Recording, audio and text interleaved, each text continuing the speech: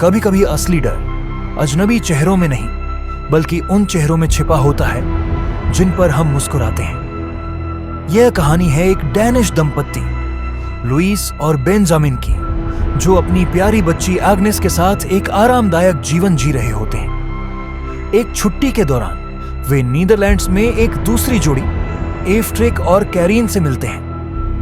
पहली मुलाकात बहुत विनम्र होती है, हंसी मजाक, मिलनसार व्यवहार और एक आमंत्रण, कभी हमारे घर आइए।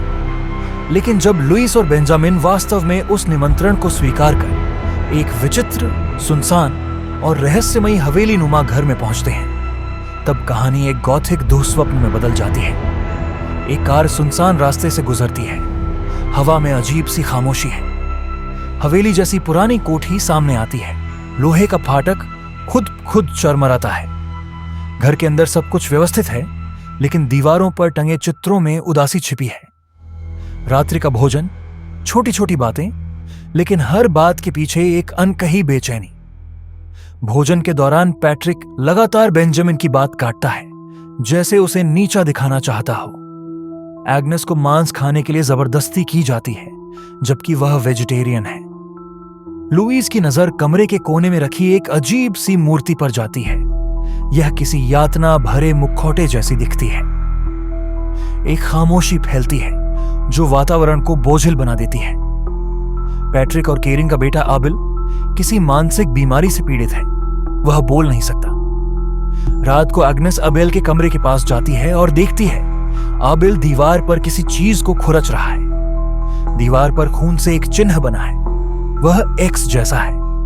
अचानक एबेल पीछे पलटता है, उसकी आंखों में डर नहीं, गुस्सा है। बेंजामिन को लगता है कि कुछ सही नहीं है, लेकिन लुईस उसे समझाती है कि सब ठीक है। रात को कार की चाबियां गायब हो जाती हैं। पैट्रिक कहता है, तुम्हारी बेटी ने कहीं रख दी होंगी। लुईस को घर के नीचे एक तहखाना मिलता है, लेकिन कारिन उसे टोकती है, उधर मत जाना, बहुत पुराना है। कैमरा झूम करता है। तहखाने में एक पोटली दिखती है जिस पर स्पीकर नो इविल उकेरा है।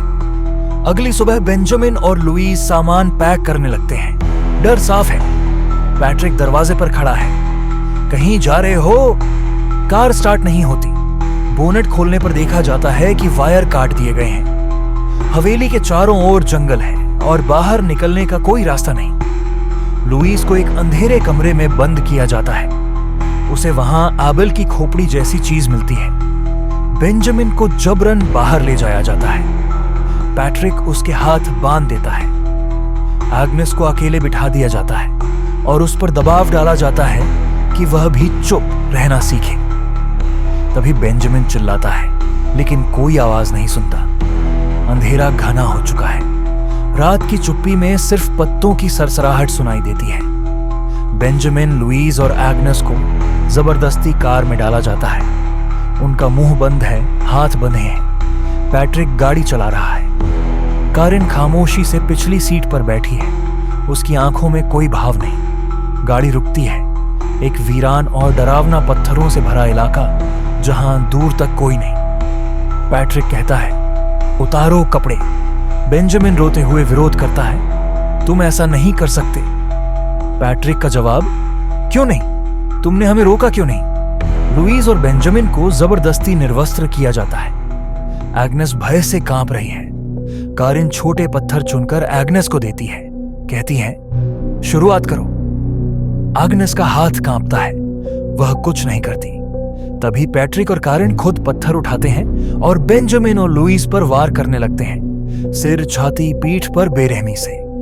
कैमरा धीरे धीरे ऊपर जाता है। चीखें और पत्थरों की टकराहट गूंजती है।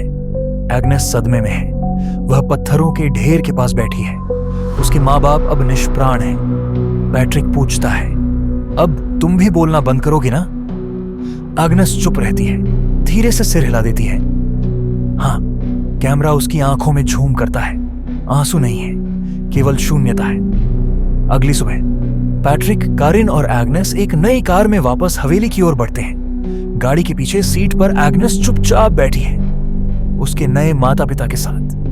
गाड़ी रेडियो पर गाना चल रहा है, बिल्कुल सामान्य, लेकिन उस शांति के पीछे एक राक्षसी साजिश छिपी है।